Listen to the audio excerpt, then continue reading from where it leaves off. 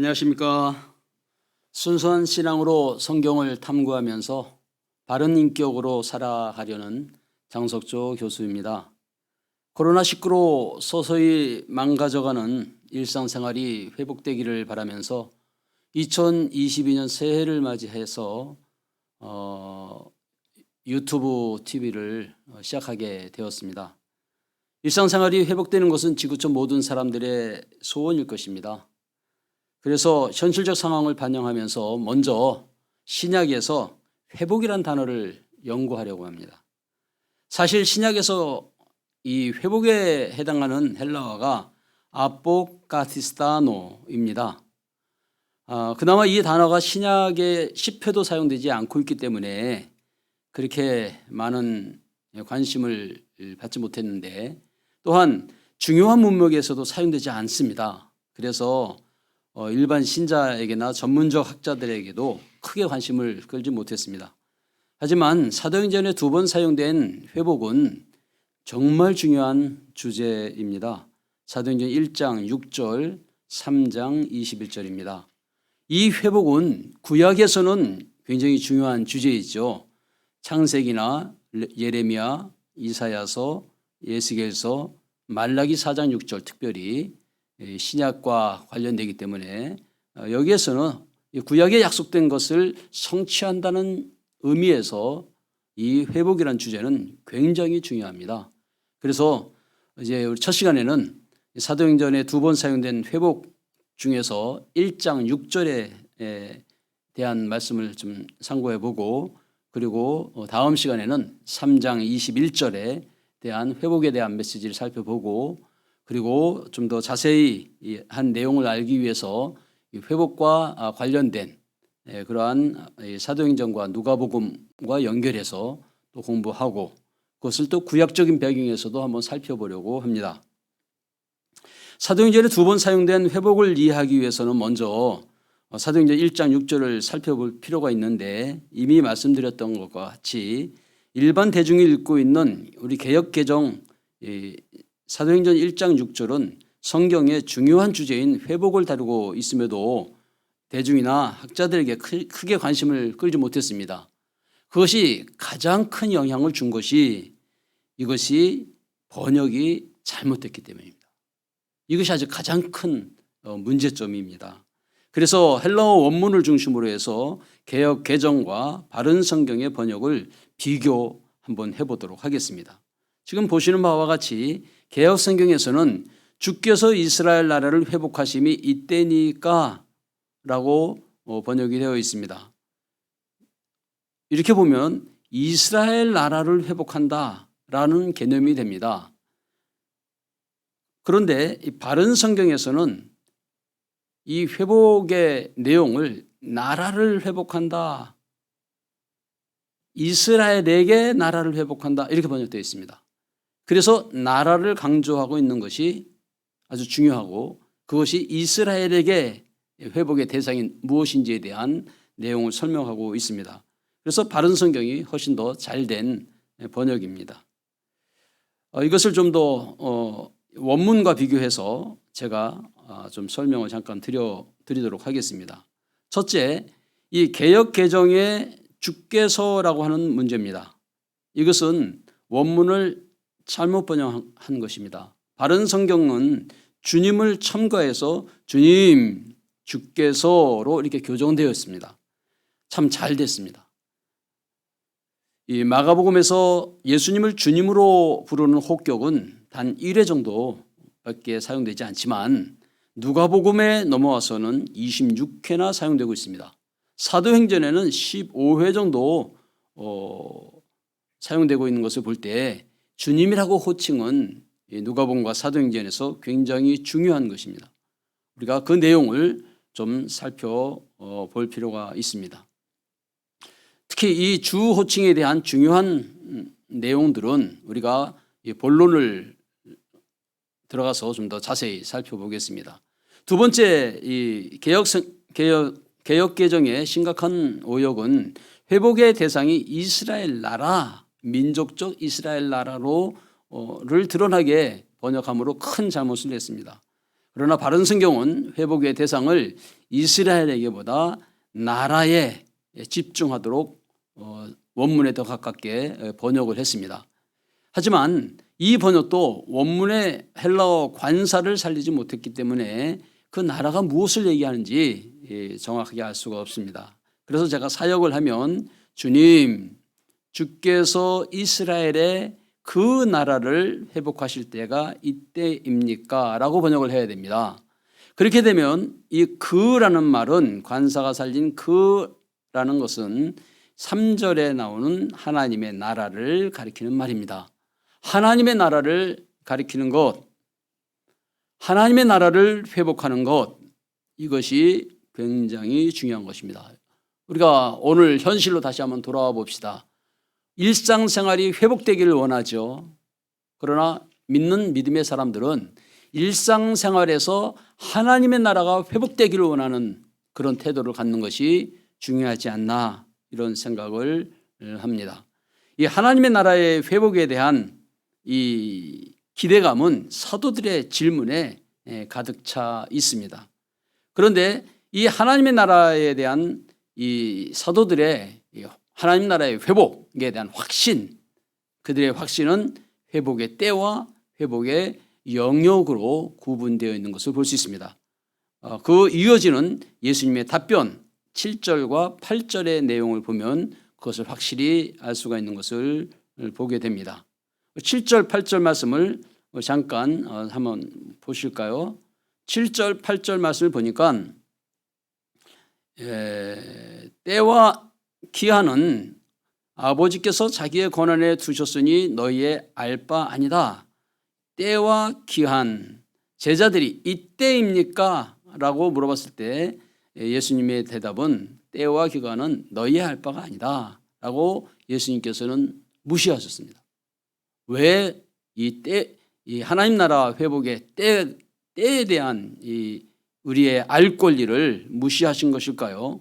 그것은 무시했다기보다는 지금 회복의 방법이, 영역이 저들에게 중요했기 때문입니다. 회복의 방법이 무엇입니까? 회복의 방법은 성령이 너희에게 임하시면 너희가 권능을 받는 것입니다. 이것이 성령이 임하여 권능을 받아야 하나님 나라가 회복되기 때문입니다. 그래서 이 부분에 대해서 우리가 좀 공부할 필요가 있고, 또 이스라엘에만 회복되는 게 아니라 이스라엘 중에서도 이스라엘 사람들은 예루살렘을 중심으로 삼았죠. 기껏해야 유대 정도로 이스라엘을 생각했단 말이죠. 그런데 저들이 무시하고 있는 사마리아에도, 그리고 땅끝까지도 다 회복되어야 된다라고 하는 회복의 영역을 확대하고 있는 것을 보게 됩니다. 그래서 우리는 이 1장 8절을 사도행전 전체의 줄거리로 예루살렘에서의 회복, 유대에서의 회복, 사마리아에서의 회복, 땅끝에서의 회복을 보여주고 있기 때문에 사도행전 전체를 보여주는 면에서 얼마나 중요합니까? 그래서 그 면들을 살펴보면서 회복의 영역에 각각 하나님의 나라가 어떻게 회복되고 있는지를 우리가 한번 살펴볼 필요가 있습니다. 자, 다시 우리가 원문 돌아와 보면은 1장 6절에 대한 해석이 얼마나 중요한지 우리는 알 수 있는데, 그것을 좀 더 구체적으로 살펴보기 위해서 오늘 몇 가지 순서를 정해봤습니다. 다음과 같은 순서로 제가 진행을 하려고 합니다. 처음에는 회복의 내용과 방법입니다. 두 번째는 회복의 때에 대한 것이고, 세 번째는 회복의 영역에 대한 것입니다. 먼저 우리는 회복의 내용과 방법에 대해서 살펴보려고 합니다. 첫째, 사도행전은 예수님을 주님으로 부르면서 하나님의 나라를 회복하실 때와 영역에 대한 사도들의 질문으로 시작하는 것을 볼 수 있습니다. 참 이 주제가 얼마나 중요한지는 사도행전을 마무리하는 것이 사도 바울의 복음을 요약하면서 마무리하는데, 사도 바울의 복음을 요약할 때 하나님의 나라와 주 예수 그리스도를 조합하면서 마치고 있습니다. 그러므로 사도행전의 주제가 무엇일까요? 주 예수 그리스도를 통한 하나님 나라의 회복입니다. 그것이 때가 중요하지 않고 그 회복의 영역을 어떻게 확장해 나가느냐가 중요합니다. 그리고 어떻게 그 하나님 나라의 영역을 회복해 나가느냐라는 것도, 확장해 나가느냐라고 하는 것은 성령의 임함과 성령의 능력으로 가능하다는 것이죠. 이런 내용들을 저희들이 좀 살펴볼 필요가 있습니다. 지금 제가 표로 보여드린 것처럼 이렇게 이 사도행전은 1장 6절에 주와 하나님 나라로 시작하고 28장 31절에 하나님 나라와 주 예수 그리스도로 마무리하고 있는 것을 보게 돼요. 뿐만 아니라 이 사도행전의 전체 내용 속에서 주와 하나님 나라가 연결된 것은 이 서론과 이 결론 부분에만 나타나는 것이 아니라 본론 부분에서도 계속 나타나고 있는 것을 제가 다 보여드리도록 하겠습니다. 그래서 아무쪼록 우리의 이 사역 속에서 교회 안에서 하나님 나라가 선포되고 또 그래서 예수님을 주님으로 고백하는 것이 하나님 나라를 회복하는 길이라는 사실을 알려드리고 싶은 것이 저의 간절한 소망입니다. 자, 누가복음에서 예수님을 주님으로 처음으로 부르는 혹격이 등장하고 있는 것을 보게 되는데 누가복음 5장 8절에 그렇습니다. 시몬 베드로가 이를 보고 예수를 무릎 아래에 엎드려 이르되 주여, 주님, 이 말이죠. 나를 떠나소서, 나는 죄인이로소이다 라고 고백하고 있습니다. 예수님을 주님으로 부르면서 자신을 죄인으로 고백하는 것은 아주 밀접한 관계가 있습니다. 자신이 죄인이라는 것을 회개하면서 이제 주님께 돌이키는 회복의 장면을 보여주고 있기 때문입니다. 주님이라고 예수님을 부르는 것은 상당한 중요한 의미가 있음을 보게 됩니다. 많은 학자들이 허타도라든지 로우에 이런 사람들도 누가복음에 사용된 이 주칭호는 예수님의 신성의 근거로 제시하고 있다라고 말씀하고 있습니다. 원래 이 주칭호는 이 누가복음에서도 하나님을 부를 때 쓰는 이 칭호입니다. 하나님을 부를 때 주님이라고 부르는 그 칭호를 예수님을 부를 때 주님으로 부르면서 하나님과 그 예수님의 신성 면에서 동등하신 분, 삼위일체적인 하나님의 칭호로 우리가 볼 수 있습니다. 그래서 어떻게 이 주칭호가 사도행전에서 사용되고 있을까? 누가복음에서부터 우리가 살펴볼 필요가 있는데 사도행전에서는 그 칭호를 사도행전 2장에서 우리에게 아이디어를 주고 있습니다. 요엘서를 보게 되면은 요엘서를 인용하는 내용이죠. 누구든지 주의 이름을 부르는 자는 구원을 얻으리라 하였느니라 라고 말씀하고 있어요. 예수님을 주님으로 부르는 것, 하나님을 주님으로 부르는 것이죠. 요엘서의 배경에서는 주의 이름을 부르는 자는 구원을 얻는다. 이 구원은 지금 누가복음과 사도행전에서 하나님 나라를 가리키는 표현이죠. 주님의 이름을 부르는 자는 구원을 얻는다라는 말은 하나님 나라를 상속한다라는 의미를 담고 있습니다. 그래서 그러면 예수님을 주님으로 부르는 것, 요엘서에서 그렇게 예언한 것을 이 사도 베드로는 어떻게 예수님께 적용하고 있는지를 살펴볼 필요가 있습니다. 이 사도행전 2장 21절에 요엘서를 인용했다면 사도행전 2장 32절, 2장 32절에서는 36절이죠. 36절. 제가 36절에서는 예수님이 끼리오스, 예수님이 주님이시다. 이것을 아는 것이 중요하다라고 설명하고 있습니다. 사도행전 2장 22절에서 36절까지가 사도 베드로의 설교죠.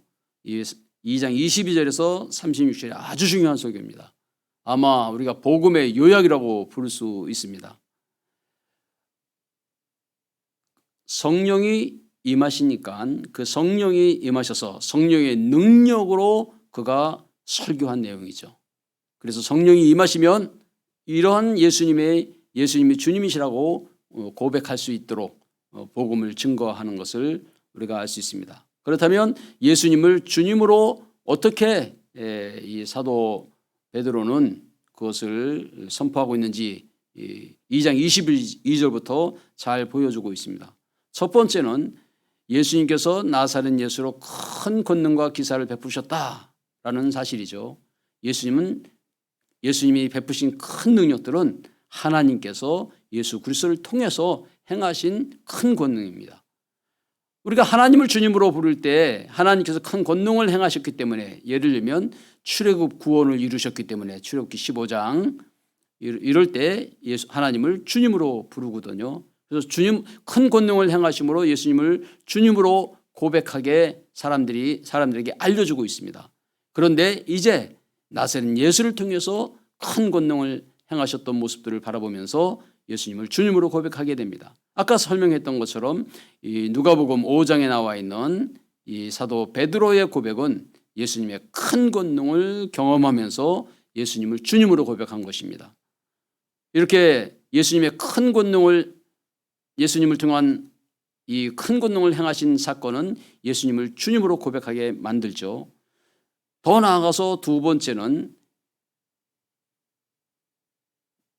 예수님이 십자가에 못 박혀 죽는 데 내어준 바 됐다라고 하는 사실이죠. 헬라어로 보면 에크도돈 이렇게 표현되어 있죠. 예수님이 고난받으신 사건은 처음에는 예수님을 주님으로 고백하는데 상당히 어려움을 느꼈을 것입니다. 그러나 예수님이 부활하심으로 나중에 예수님의 고난도 예수님을 주님으로 주님으로서 행하신 구속사역이구나라는 사실을 깨달았습니다.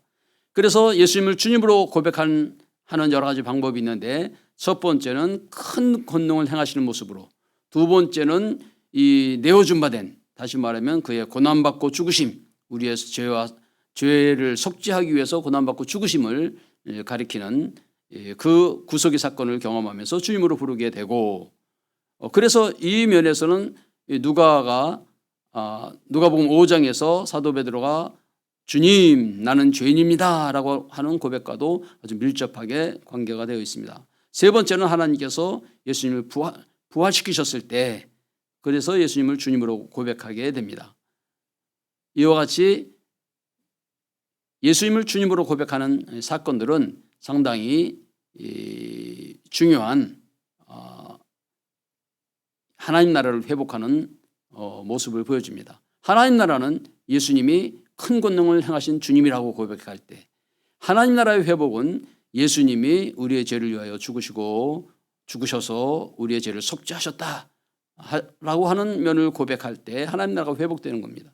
하나님 나라의 회복은 예수님이 죽음 가운데서 부활하셨다라고 하는 사실을 경험할 때 저들이 하나님 나라를 회복하게 됩니다. 특별히 부활에 저는 강조점을 더 주고 싶습니다.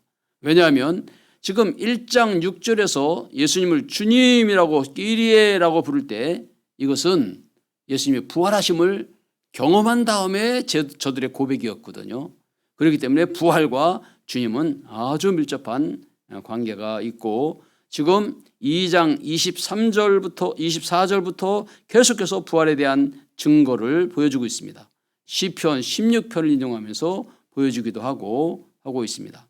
네 번째는 2장 33절에서 그의 승천을 두고 예수님을 주님으로 고백하는 모습을 보게 되고, 또한 그가 다섯 번째는 같은 절에서 그가 성령을 보내주심으로 성령을 부어주시는 모습을 통해서 그를 주님으로 고백하게 됩니다.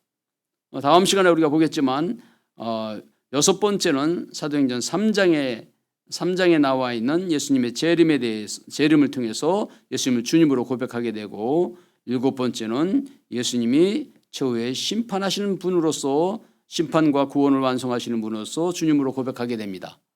예수님을 주님으로 고백하는 그것을 통해서 하나님 나라가 회복된다는 사실을 지금 설교하고 있는 것입니다. 그래서 오늘 다시 본문으로 돌아오게 되면은 오늘 처음에 말씀드렸던 것과 같이 주께서 이스라엘에게 하나님 나라를 회복하실 때가 이때입니까? 라고 하는 이 구절에서 어떻게 하나님 나라가 회복되는가? 라고 하는 주제는 사도행전 1장뿐만 아니라 2장 이후로 28장까지 이어지는 가장 중요한 주제라는 사실을 알게 됩니다. 어떻게 하나님 나라가 회복될 것을 저들은 확신하게 되었을까요? 예수님을 주님으로 고백하면서 하나님 나라가 회복된다는 사실을 저들은 부활하신 주님을 만나면서 회복에 대한 확신을 갖게 된 것입니다. 이것이 회복의 내용입니다. 회복의 방법입니다. 이제 우리는 회복의 때와 회복의 영역에 대한 부분들을 살펴봐야 됩니다. 우리 다음 시간에 그 회복의 때와 회복의 영역에 대한 아주 구체적인 내용들을 살펴볼 텐데, 특별히 하나님 나라의 현재성과 하나님 나라의 미래성 사이의 관계를 살펴보면서 하나님 나라의 회복의 때와 영역을 좀 저희들이 살펴보려고 합니다. 아무쪼록 제가 첫 번째 유튜브를 시작하면서 조금 긴장한 면도 있지만 일상생활이 회복되기를 원하는 지구촌 모든 사람들의 소원, 그리고 현실적으로 오늘날 우리 교회가 빨리 하나님 나라를 회복하는 모습을 교회 안에서 보여줄 때 우리 세상의 많은 사람들이 교회를 통해 회복되는 하나님 나라를 회복한 교회를 통해서 세상 사람들도 회복의 내용과 방법과 때와 영역에 대한 이해들을 가지고 회복의 미래를 살펴볼 좀 소망할 수 있지 않을까, 이런 마음으로 오늘 첫 번째 강의를 했습니다. 감사합니다.